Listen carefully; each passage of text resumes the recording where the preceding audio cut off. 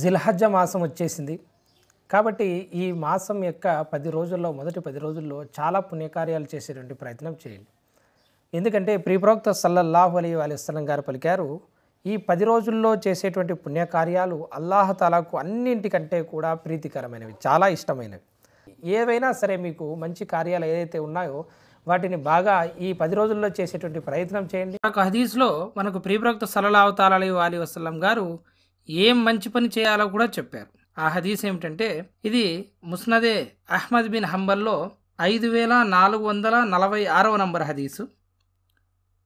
Hazrat Abdullah bin Umar రదియల్లాహు తాలా అన్హు గారు ఈ విధంగా చెప్తున్నారు, మాకు ప్రవక్త సల్లల్లాహు అలైహి వసల్లం గారు ఈ విధంగా పలికారు. ఆయన ఏమన్నారంటే, జిల్హజ్జ యొక్క మొదటి 10 రోజులు మిగిలిన అన్ని రోజుల కంటే కూడా అల్లాహ్ దృష్టిలో ఎంతో ఉన్నతమైనవి. మరియు ఈ 10 రోజుల్లో చేసేటువంటి ఆమాలు అంటే మంచి కార్యాలు అల్లాహతాలాకు చాలా ఇష్టం. కావున మీరు ఈ 10 రోజుల్లో తహ్లీల్, తక్బీర్ మరియు తహ్మీద్ను చాలా ఎక్కువగా చేయండి అని పలికారు. ఇంతకీ తహ్లీల్ అంటే ఏమిటి, తక్బీర్ అంటే ఏమిటి, తహ్మీద్ అంటే ఏమిటో తెలుసుకుందాం. తహ్లీల్ అంటే లా ఇలాహా ఇల్లల్లాహ్ అని పలకడం, తక్బీర్ అంటే అల్లాహు అక్బర్ అని పలకడం, తహ్మీద్ అంటే అల్హమ్దులిల్లాహ్ అని పలకడం. అంటే ఈ 10 రోజుల్లో మనం ఎన్నిసార్లైనా సరే లా ఇలాహా ఇల్లల్లాహ్ కానీ, అల్లాహు అక్బర్ కానీ, అల్హమ్దులిల్లా ఈ 3 కూడా ఎన్నిసార్లు వీలైతే అన్నిసార్లు మనం పఠిస్తే అల్లాహుతాలా ఆ కార్యాన్ని ఎంతో ఇష్టపడతాడు. లేదా ఈ 3 కలిపి ఇలా కూడా చదవచ్చు. ఇది చాలా ప్రఖ్యాతమైనది. అదేమిటంటే అల్లాహు అక్బర్, లా ఇలాహా ఇల్లల్లాహు వల్లాహు అక్బర్ వలిల్లాహిల్ హమ్ద్. ఇది కూడా చదవచ్చు. సరే, మరి ఈ తక్బీర్లను ఎలా చదవాలి, ఎప్పుడు చదవాలి, ఎక్కడ చదవాలి అని తెలుసుకుందాం. దీనికి కూడా ఒక హదీస్ ఉంది. ఇబ్నే ఉమర్ రదియల్లాహు తాలా అన్హు గారు మరియు హజరత్ అబూ హురైరా రదియల్లాహు తాలా అన్హు గారు బజారుకు వెళ్ళినప్పుడు కూడా ఈ తక్బీరాతులను చదివేవారు. ప్రజలు కూడా వారితో పాటు అల్లాహు అక్బర్ అనేవారు. మరియు మొహమ్మద్ బాకిర్ రదియల్లాహు తాలా అన్హు గారు, ఆయన ప్రతి నఫిల్ నమాజ్ తర్వాత కూడా ఈ తక్బీర్లను చదివేవారు. చూడండి, అంటే బజార్లలో చదవచ్చు, నమాజ్ తర్వాత చదవచ్చు. మీరు ఎక్కడున్నా సరే, ఎప్పుడైనా సరే, ఎన్నిసార్లైనా సరే మీరు ఈ తక్బీర్లను చదవచ్చు.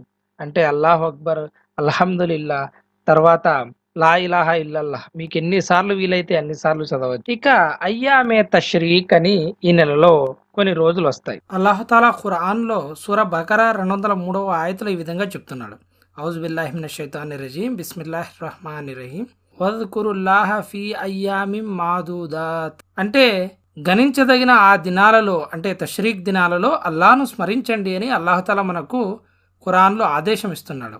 ఆ తష్రీక్ దినాలు ఏవంటే జిల్హజ్ నెల యొక్క 9వ తారీఖు ఫజర్ నమాజు మొదలుకొని జిల్హజ్ నెల యొక్క 13వ తారీఖు అసర్ నమాజు వరకు ఈ గణించదగిన దినాలు అంటే తష్రీక్ దినాలు అని అంటారు. ఇందులో మనం ఈ యొక్క తహ్లీల్, తహ్మీద్, తస్బీహ్తో కూడినటువంటి కలిమాలను పఠించడం అనేది ప్రతి ఫరజ్ నమాజు తర్వాత పఠించడం అనేది తప్పనిసరి.